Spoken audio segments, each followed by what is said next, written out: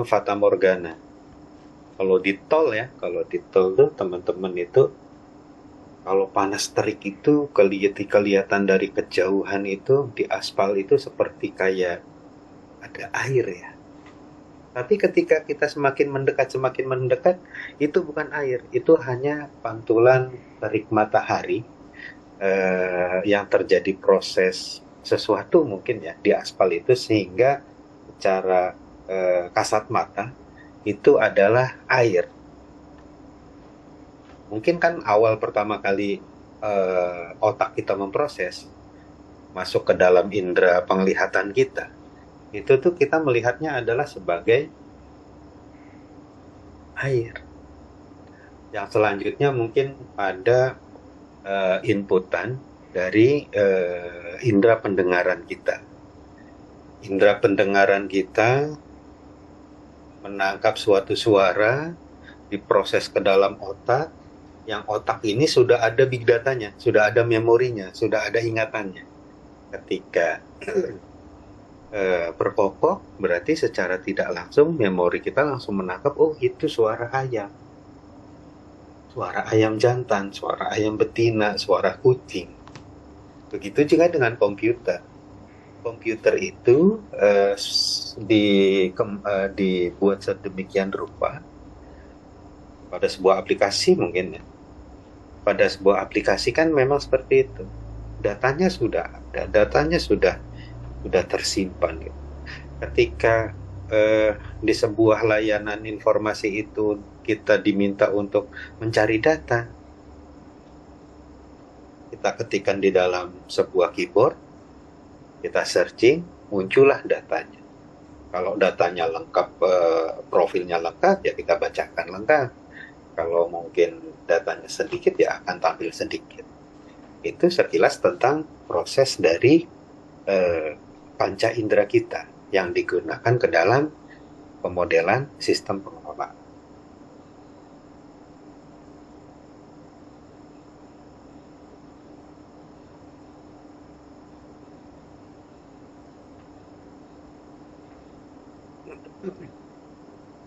Bisa dipahami ya sampai sini ya?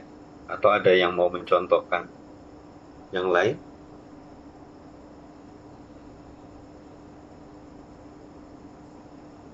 Nggak ada. Saya lanjutkan kalau tidak ada. Aspek perangkat keras atau hardware itu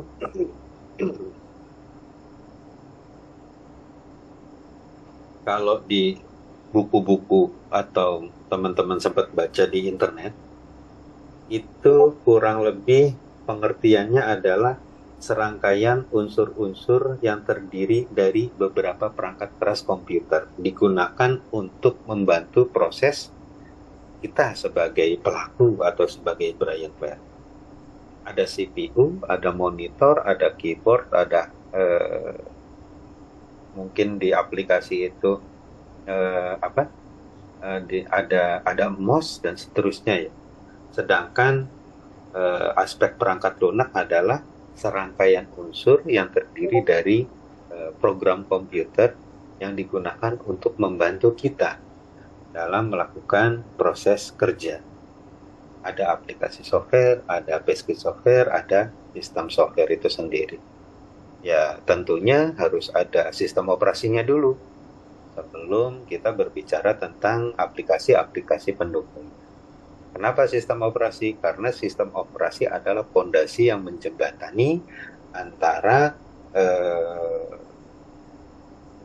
perangkat keras dan perangkat lunak serta kita sebagai pengguna. Kalau driver kan hanya menjembatani antara software dan hardware ya.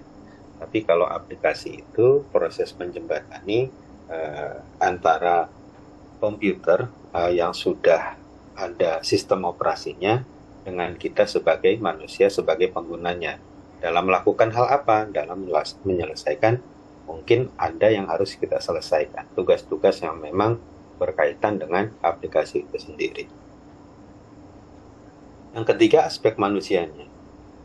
Aspek manusia, kalau pengertiannya di dalam buku pegangan saya itu, dikatakan bahwa tenaga pelaksana yang menjalankan serta mengawasi pengoperasian sistem unit komputer di dalam proses pengolahan data untuk menghasilkan sesuatu informasi yang tepat, dan akurat. Contohnya adalah sistem analis, programmer, operator, technical support, dan seterusnya ya, desainer segala macam gitu. Aspek manusia ini ya sangat berperan ya. Nggak mungkin komputer itu berjalan sendiri tanpa adanya keterlibatan atau keterkaitan dari manusia. Dok, masih di sini ya? Sekalipun memang ada teknologi AI yang sedang dibangun ya. Mungkin kalau di luar negeri segala macam, itu mungkin sudah bukan hal yang tabu rahasia atau sesuatu yang aneh mungkin ya. Mungkin di sana sudah mulai dipamerkan, dikenalkan dan seterusnya ya. Seperti kita kadang melihat potongan-potongan berita gitu ya. Ada presiden luar negeri tapi yang tampil adalah robotnya segala macam. Kadang di momen-momen tertentu terjadi error atau dan selanjutnya ya. Ya mungkin bisa jadi apakah itu benar ataukah itu tidak benar. Tapi pada dasarnya di luar negeri itu mungkin lebih berkembang dari kita ya. Sudah diperkenalkan teknologi seperti itu.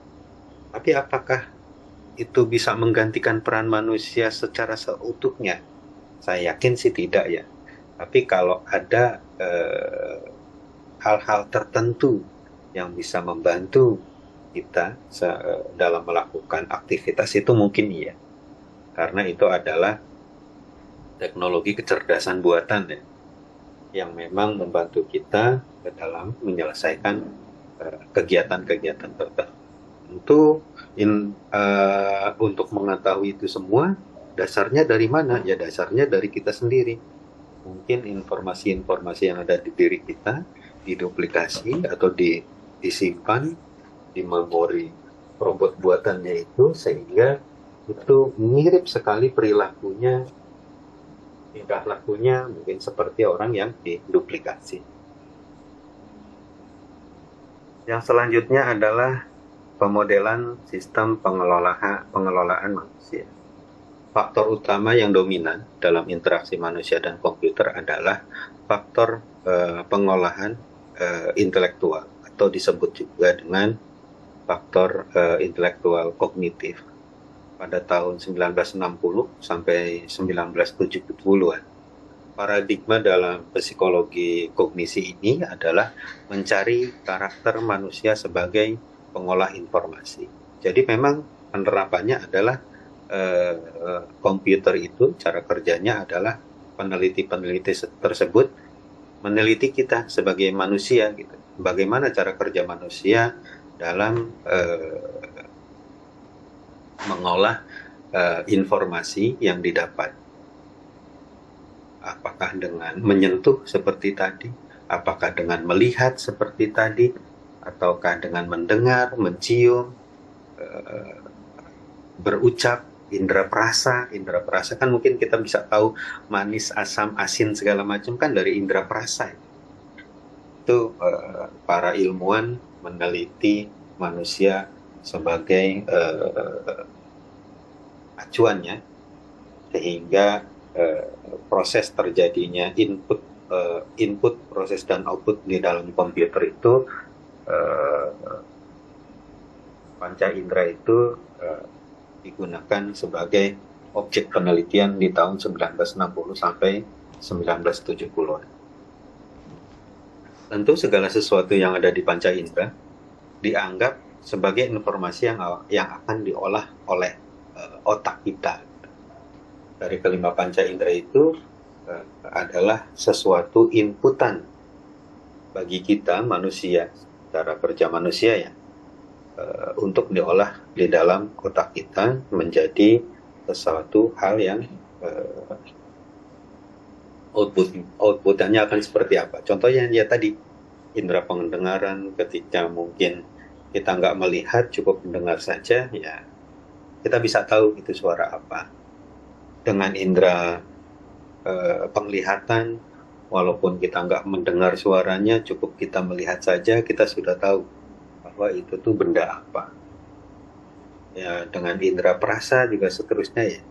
Kita nggak tahu, mata kita mungkin bisa melihat itu gula atau garam tanpa menggunakan indera perasa, mungkin kita nggak pernah tahu benar gula atau garam. Itu yang diteliti oleh para ilmuwan untuk diterapkan di dalam komputer. Tapi pada dasarnya secara garis besar kalau di komputer itu prosesnya itu ya detail dan panjang ya. Kalau di kita kan semua yang dilihat oleh mata diinterpretasikan oleh otak, namun otak kadang ditipu oleh apa yang dilihatnya. Ya seperti ya fata morgana tadi.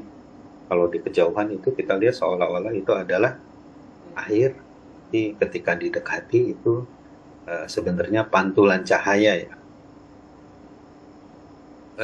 Ide dasarnya adalah bahwa informasi yang masuk dan keluar dari pikiran manusia melalui sederet proses yang urut. Di komputer itu kurang lebih seperti ini. Ada input, ada encodernya, ada pembandingnya, ada pemilih, dan yang selanjutnya ada eksekusi. Jadi kalau di komputer itu seperti yang teman-teman pelajari itu ya 0101, 110 segala macam, itu komputer itu hanya mengenalkan antara iya dan tidak. Jadi setelah cermati, sama kan kayak kita kan ya, itu garam atau gula gitu. Itu garam atau gula.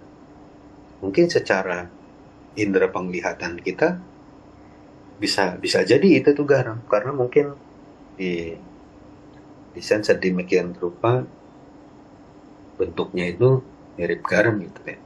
Tapi ketika dilakukan pembanding, ketika kita melakukan dengan tes indera perasa, oh ternyata bukan garam, ternyata itu adalah. Nah di situ komputer juga dibuat sedemikian rupa agar hal-hal yang memang eh, terjadi mirip-mirip seperti itu tuh komputer bisa bisa membandingkan atau bisa memilih atau bisa mengeksekusi bahwa hal tersebut tuh bisa diyakini pilihannya adalah A dan B. Dua hal yang penting dapat ditambahkan pada model dasar pengolahan manusia. Yang pertama adalah perhatian dan ingatan. Jadi lebih ke memori ya. Pada model ini kognisi dapat dipandang berdasarkan bagaimana informasi dirasakan oleh pengolah persepsi. Bagaimana informasi itu dirasakan oleh sebuah persepsi. Yang kedua adalah bagaimana perhatian terhadap informasi. Yang selanjutnya adalah bagaimana informasi diproses dan disimpan ke dalam sebuah ingatan memori. Karena tentu saja ini, segala sesuatu hal, kegiatan-kegiatan atau mungkin yang pernah kita jalani ya di dalam kehidupan, mungkin dari waktu kita kecil sampai kita saat ini besar ya, mungkin kita tidak dapat mengingat tuh prosesnya, tapi kita tentu dari kita semua pasti mengingat momen-momen tertentu yang sifatnya adalah bisa melekat ke memori kita. Bisa kejadian yang mengenakan, bisa kejadian yang tidak mengenakan, dan seterusnya ya. Itu biasanya akan melekat di memori kita. Itu adalah informasi yang kita rasakan oleh sebuah persepsi keadaan. Ini yang tadi input atau rangsangan ya, bisa dibilang data atau penglihatan ya. Ini nih saling timbal balik dari encoder masuk ke perhatian, nanti timbal balik lagi disimpan ke memori masuk ke perbandingan dibalikin lagi sehingga ujung-ujungnya adalah akan memilih dan akan mengeksekusi sebuah data dan informasi itu sendiri.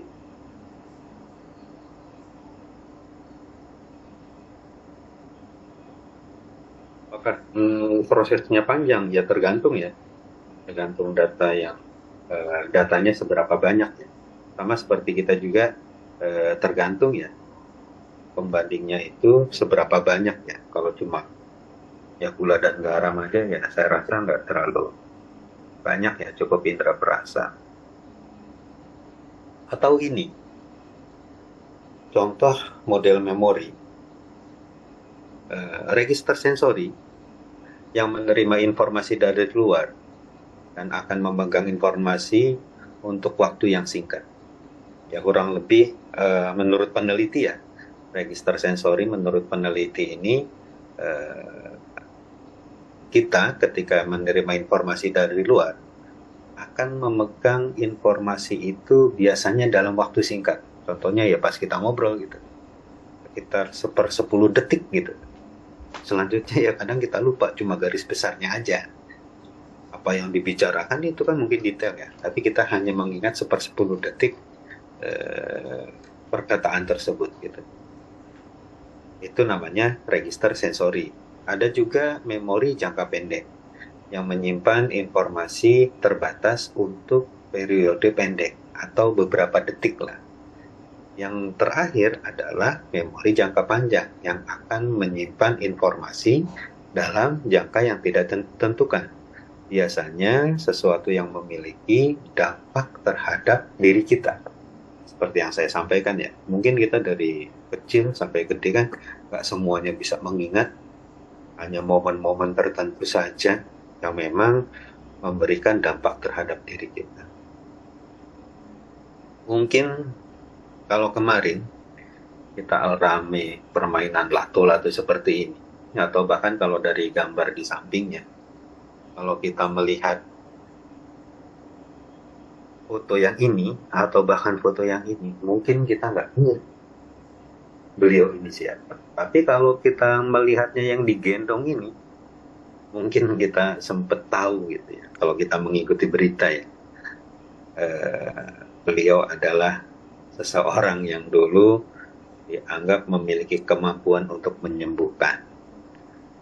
Konon ceritanya beliau itu mendapat kelebihan itu karena memang tersambar petir. Sambar petir, menemukan batu petir, jadi cara model penyembuhannya itu hanya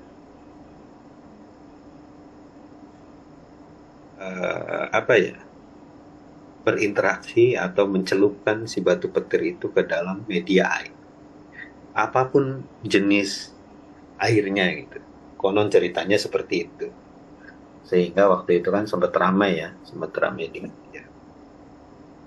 Itu mungkin adalah nama beliau itu Ponari. Kadang dipelesetkan kan jadi Pokari ya. Sempat ramai itu seperti itu. Ini adalah momen-momen yang mungkin ada orang yang bisa mengingat. Ada orang yang bisa tidak mengingat. Mungkin teman-teman ada yang sebagian tahu ya, yang namanya Ponari ini, ada juga siapa ya Ponari ya. Nah, bahkan kalau kita searching di Google segala macam, saya yakin data terkait beliau ini ada. Atau permainan di sebelahnya, lato-lato gitu. Ini dulu terkenal sekali. Setelah tidak dimainkan ya usang. Memori jangka pendek hilang. Ini fotonya nih ya. Dulu kan terkenal banget ya, Ponari. Melegenda sekali. Ya, sesuatu anugerah lah ya. Suatu anugerah. Dapat kelebihan, ya mungkin ada yang memang hal-hal gaib seperti itu kan tidak bisa tidak bisa dikesampingkan juga, karena hal-hal gaib seperti itu tuh ada. Di satu sisi saya meyakini hal gaib itu ada. Maksudnya hal gaib dalam ketentuan-ketentuan, maaf kalau di agama kami itu kami ada hal-hal yang memang sifatnya gaib, tidak terlihat tapi terjadi. Tapi di sisi lain saya juga tidak meyakini gitu, bahwa hal gaib itu mampu berperan sangat jauh sekali. Maksudnya berperan sangat jauh itu bisa merubah suatu keadaan. Izin contoh, siapa yang tidak kenal negeri 1001 malam gitu kan, Aladin Irak. Tapi faktanya ketika ada invasi dari Amerika, hal-hal gaib di situ tuh pada kemana gitu? Apakah tidak berperan gitu? Yang terkenal dengan magicnya gitu ya. Negeri 1001 malam kan terkenal dengan gaibnya ya. Tapi di kondisi-kondisi tertentu itu tidak terjadi. Tapi kadang kita juga meyakini bahwa sesuatu yang gaib itu, kalau kita memang alami ya dalam kehidupan kita pribadi, kita meyakini ada. Gitu. Kalau nggak meyakini memang agak sulit sih. Agak sulit menerima bahwa itu tuh gaib apaan sih gitu. Kalau digambarkan mungkin akan seperti ini. Yang tadi itu sepersepuluh detik, terus juga beberapa detik, terus juga jangka panjang, itu kurang lebih adanya di sini inputannya. Di sensoring sekian.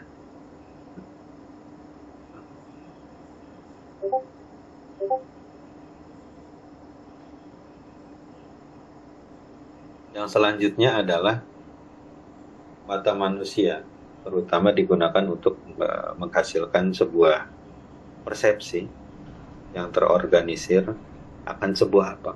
Yang pertama adalah mata dari pergerakannya. Kita bisa melihat suatu pergerakan menggunakan indera mata. Yang kedua adalah kita bisa melihat ukurannya sebesar apa atau ukurannya sekecil apa. Bentuknya seperti apa, polanya seperti apa, apakah lurus, datar, bergelombang, acak, segala macam itu pola. Jaraknya seberapa jauh atau seberapa dekat dari kita sebagai manusia.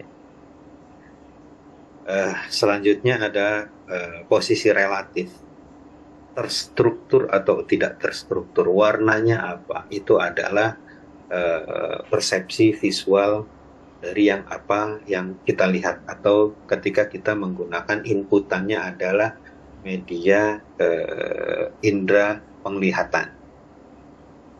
Poin-poinnya adalah apakah dia bergerak, gerakannya seperti apa, apakah dia memiliki ukurannya besar atau kecil, apakah dia berbentuk atau berpola, polanya seperti apa, apakah dia berjarak, jaraknya berapa meter dari kita, dekat atau jauh, posisi relatifnya seperti apa, terstruktur enggak, warnanya apa. Cara tidak langsung kita tidak mendengar bunyinya, kita tidak seterusnya ya. Dengan pola indera mata kita bisa menerjemahkan bahwa benda yang ada di depan kita ini adalah sebuah kucing. Beda cerita kalau inputannya dari telinga. Walaupun kita tidak mendengar, kita sudah sangat yakin sekali. Karena apa? Karena di memori kita ini memang sudah tertanam data-data terkait kucing. Cukup mendengarkan saja, oh ini suara kucing. Cuma tidak spesifik. Kalau yang spesifik itu ketika kita melihat, kita bisa lihat warnanya, kita bisa lihat jenisnya, yang ekornya panjang itu apa, yang ekornya pendek itu apa. Kita juga mungkin nggak bisa spesifik apakah kucingnya bersih atau kurang bersih, apakah bagus atau tidak, itu kan melalui indera mata ya. Kalau indera telinga ya cukup mendengarkan saja, kecuali kita hafal betul per setiap kucing yang ada di situ gitu ya.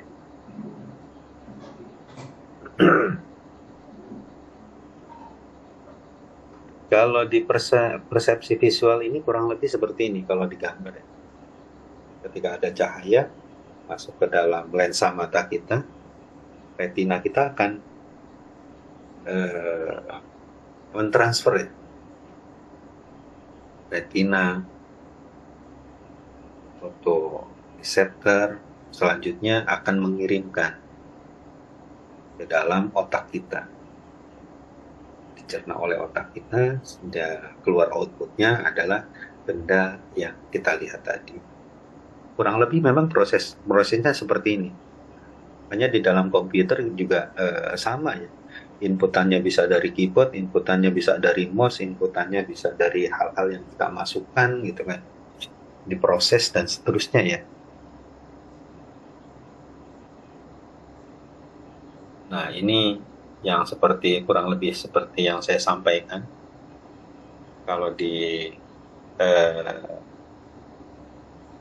menurut ahli itu ini dinamakan Muller ilustrasi atau Punjo illusion. Jadi kalau kita lihat dari gambar ini, apakah gambar ini lebih panjang dibanding gambar ini? Kalau dilihat kan ini kan hanya permainan gerak aja, permainan gambar aja. Sebenarnya mah panjangnya benda ini sama yang ini itu kan sama ya. Hanya saja ketika dikerucutkan ini seolah-olah kayu ini atau besi ini nih lebih panjang, lebih pendek dibandingkan gambar sebelahnya ya. Ini kan seolah-olah lebih panjang nih kayunya. Sedangkan yang di sini ketika gambarnya itu kita luruskan, itu lebih pendek dibanding gambar yang ini. Atau kita bisa lihat gambar ini. Antara gambar atas dengan gambar yang bawah itu pada dasarnya sama, tapi kalau secara kasat mata ini kan kelihatannya lebih pendek ya. Dari seluruh sininya nih lebih pendek dibanding gambar yang atas. Pada dasarnya hanya gambar arahnya ini kita balik saja. Atau mungkin teman-teman pernah melihat tuh di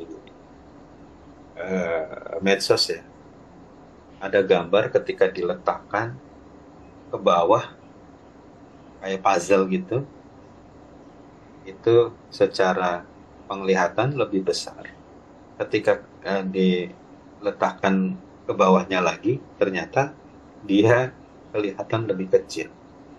Itu kan hanya sebuah ilusi ya, atau fata morgana ya, seperti tadi. Pandangan yang mengelabui mata kita. Sesuatu yang mengelabui mata kita. Sebenarnya tidak seperti itu. Kurang lebih kalau di kehidupan sehari-hari, kalau yang saya alami yaitu seperti di jalan tol, seperti di kejauhan itu seperti air kelihatannya kalau saya sih. Tapi ketika semakin kita dekati itu bukan air, hanya sebuah pantulan saja, pantulan dari cahaya matahari yang terik ya.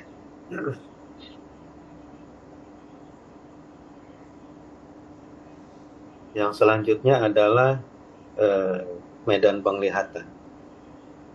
Medan penglihatan adalah sudut yang dibentuk ketika mata bergerak ke kiri terlalu jauh dan ke kanan terlalu jauh. Mangga kalau mau dipraktekkan, medan penglihatan adalah sudut yang dibentuk ketika mata kiri kita melihat ke kiri ya paling jauh mentok, yang hitam-hitamnya tuh ke kiri, atau yang kanannya tuh mentok ke kanan. Dapat dibagi menjadi 4 wilayah. Yang pertama, wilayah tempat kedua bola mata mampu melihat objek dalam keadaan yang sama. Melihat objeknya tuh dalam keadaan yang sama, atau disebut juga dengan penglihatan binoluler. Yang kedua, wilayah terjauh yang dapat dilihat oleh mata kiri ya. Ketika mata kiri bergerak ke sudut paling kiri, disebut penglihatan monokuler kiri. Yang terakhir, yang ketiga, Wilayah yang terjauh yang dilihat oleh mata kanan disebut monokuler kanan. Nah, yang terakhir ini wilayah buta, yakni wilayah yang sama sekali tidak dapat dilihat oleh kedua mata kita. Ya harus dipraktekkan. Kita lihat aja ke kiri. Kita mentokin ke kiri. Sebelah sebelah sebelah kanan kan otomatis kita tidak bisa, wilayah yang tidak bisa kita lihat. Begitu juga sebaliknya ya.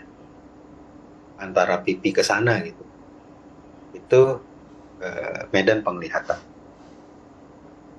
Apa gunanya di dalam komputer ya? Tentu berguna ya. Karena ini juga yang diteliti adalah kita sebagai manusia. Nah, ini kurang lebih gunanya. Ketika kita melihat layar monitor ya, sudut penglihatan atau visual angle didefinisikan sebagai sudut yang terjadi saat melihat objek secara vertikal. Kepajaman penglihatan atau visual activity adalah sudut penglihatan minimum ketika masih dapat melihat objek secara jelas. Kelihatan nggak ya dari gambar ini ya? Besarkan ya, coba ya.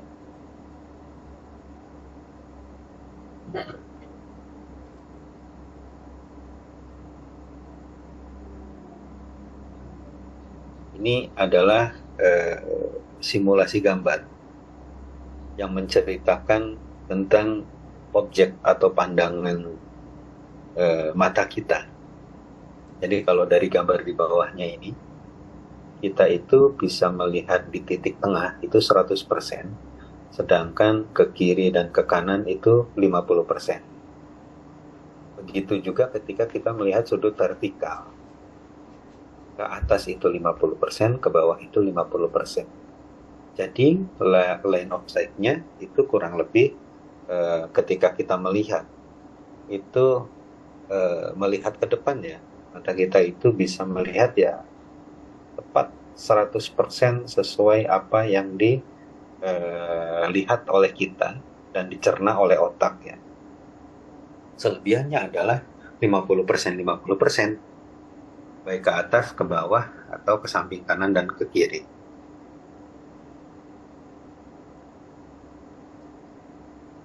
Yang selanjutnya ada terkait ketajaman sebuah warna ya. Ketajaman pandangan adalah kemampuan untuk mempersepsikan detail yang sangat baik dengan keterbatasan pandangan yang dapat dilakukan oleh mata untuk memberikan sebuah gambaran objek yang dipandang dengan sangat jelas dan detail.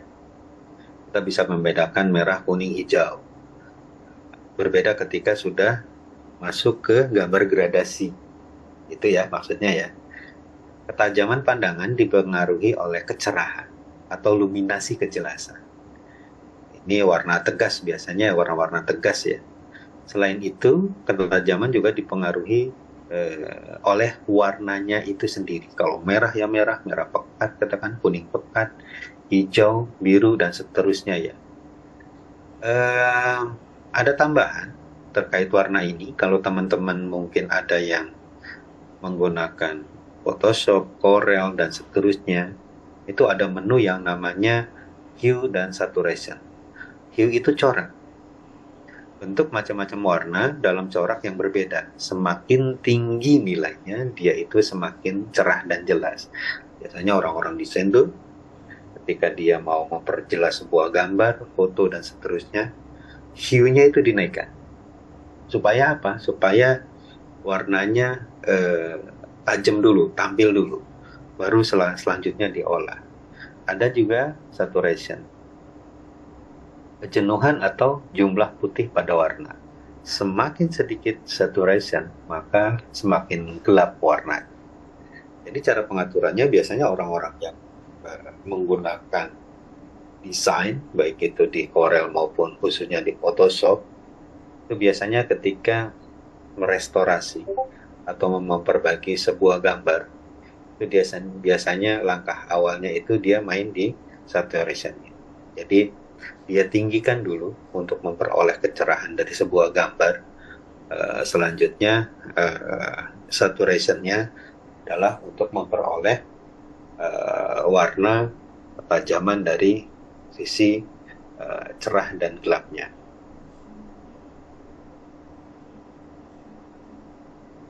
Yang selanjutnya terkait dengan warna, ada aspek psikologis warna. Apakah ini bermanfaat, Pak? Di dalam interaksi manusia dan komputer, manfaatnya di mana? Ya tentu saja bermanfaatnya ketika teman-teman sudah mempraktekkan penggunaan hal-hal yang berkaitan dengan permainan warna. Karena ini berkaitan dengan kalau produknya adalah aplikasi yang akan teman-teman buat. Interaksi manusia itu kan bagaimana caranya seseorang menggunakan komputer dengan nyaman, dengan mudah, dengan segala fasilitasnya, supaya dia bisa menyelesaikan sesuatu pekerjaan dengan cepat dan tepat ya. Tentunya mungkin ada yang kaitannya dengan sebuah aplikasi. Contohnya adalah dari Microsoft Word itu sendiri. Dari Microsoft Word, Microsoft Office, dan seterusnya ya. Hal terkecilnya ya. Kenapa tampilannya selalu up to date? Setiap kurun waktu dari 2007, mungkin Office 2007. Lalu ada lagi Office 2010, 2014, 2016. Ya karena itu perkembangan ya. Sebenarnya kan secara fungsi sama saja. Hanya saja dia tata letak, permainan, warna, penambahan tool design, dan seterusnya supaya lebih menarik. Itu adalah sesuatu hal yang ditawarkan ketika teman-teman sudah mengaplikasikan kepada project sebuah aplikasi. Aspek psikologis warna ini penting. Jadi kalau teman-teman mau membuat sebuah aplikasi, yang pertama adalah dari para ahli menyarankan hindari warna yang tajam secara simultan. Yang kedua adalah hindari warna biru murni untuk teks ya, karena biasanya dia nggak akan kelihatan. Garis tipis, bentuk yang sangat kecil gitu, itu usahakan dihindari. Yang selanjutnya, hindari penggunaan warna biru. Antara biru ini terlalu berdekatan.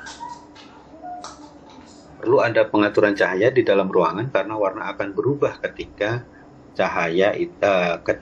cahaya mengenai warna tersebut. Biasanya dia akan bias atau gradasi ya seperti itu tadi ya. Hindari penempatan warna merah dan hijau secara berseberangan pada tampilan berskala besar. Lebih tepatnya gunakan warna biru dan kuning ya. Ini secara aspek psikologi saja ketika teman-teman menggunakan warna-warna untuk mendesain sebuah aplikasi. Oke, masih banyak ya. Nggak apa-apa ya, masih banyak ya, dikit lagi ya.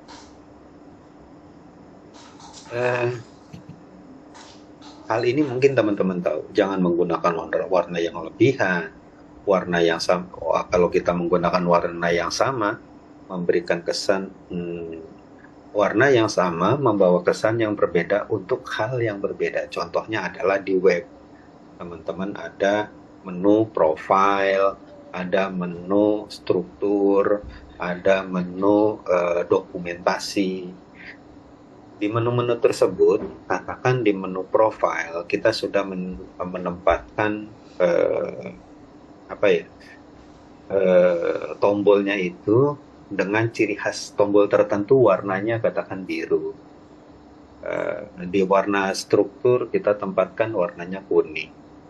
Terus di warna dokumentasi kita tempatkan warnanya katakan oranye gitu. Nah, ketika kita mengklik warna struktur secara garis besar, secara keseluruhan, kita tonjolkan warna kuning tersebut. Maksudnya adalah itu, warna yang sama memberi kesan berbeda untuk hal berbeda. Jadi warnanya sama, di simbolnya sama. Yang kedua adalah urutan warna sesuai dengan posisi pantulan dari sebuah kecerahan dan saturasi menarik perhatian. Yang selanjutnya adalah waspada terhadap manipulasi warna yang tidak linear pada tampilan dan bentuk cetakan. Ini adalah warna yang tadi disampaikan ya. Kalau kita melihat warnanya, warna kan awalnya kan ini, merah, kuning, hijau, oranye, dan purple ya. Tapi setelah dia terkena gradasi, bersinggungan antara kuning dan oranye, atau hijau dan biru, kan bentuknya seperti ini. Ini adalah gradasi warna, perpaduan antara dua warna atau lebih ya, timbullah gradasi. Ada luminasi. Luminasi ini lebih ke mempengaruhi ke pandangan mata kita ya. Ada luminasi. Yang selanjutnya ada kontras. Kontras terang ya. Ini yang seperti teman-teman tahu, kontras adalah hubungan antara entitas cahaya yang dikeluarkan atau dipantulkan dengan objek intensitas cahaya dari latar belakang atau background objek yang kita lihat ya. Kontras. Ada juga kecerahan, brightness. Mungkin kalau ini teman-teman sudah tahu, di laptop juga ada, di televisi juga ada. Kalau kita mau mencerahkan dari tampilan sebuah layar ya. Brightness. Ada brightness, dan ini adalah perceptual dari cahaya itu sendiri. Balik lagi, kalau teman-teman bermain di desain, suka atau sempat tahu di desain itu setiap warna itu memiliki kode-kode tertentu. Hitam itu biasanya 0000 itu hitam pekat ya. Ketika digeser mungkin dia berubah. 00 katakan di sininya 100 berapa gitu. Begitu juga seterusnya ya. Dia itu memiliki kode-kode tertentu. Makanya kenapa kalau seandainya teman-teman itu mau mencetak sebuah, bisa brosur, bisa spanduk, dan seterusnya ya, biasanya orang desain itu, kalau dia yang bagus ya, dia akan menanyakan dari kode warna ini. Pak, kodenya berapa yang mau dibuatnya? Karena bisa jadi ketika disampaikan adalah biru, birunya tuh yang dimaksud sama pemesan sama si pembuat itu berbeda. Ya seperti ini jadinya nih. Ada biru ini, ada biru kekuning-kuningan segala macam nih. Ketika perpaduannya seperti ini ya. Ada biru pekat.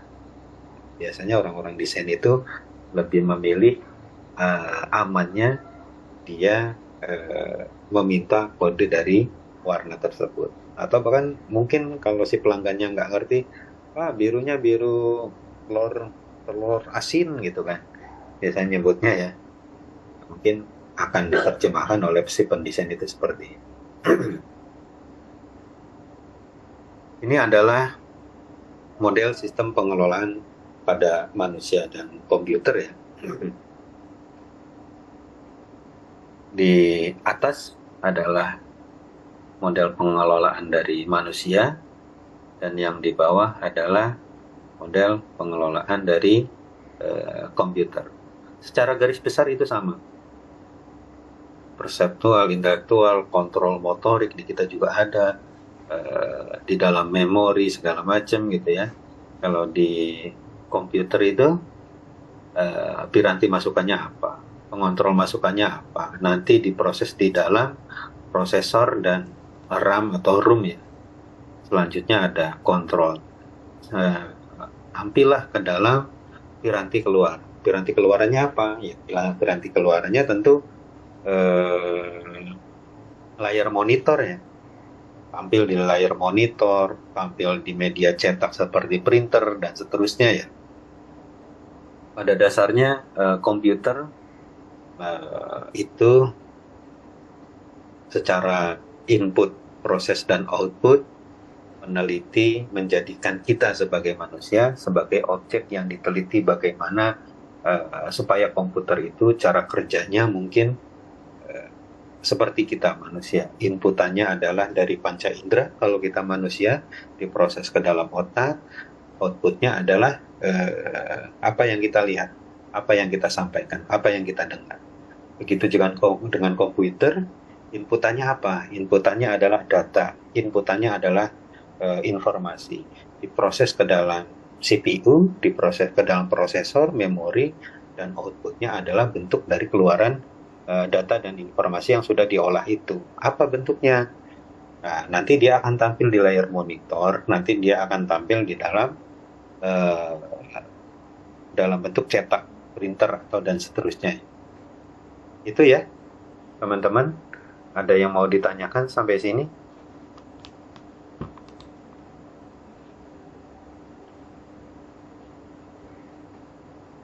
Aman, Pak.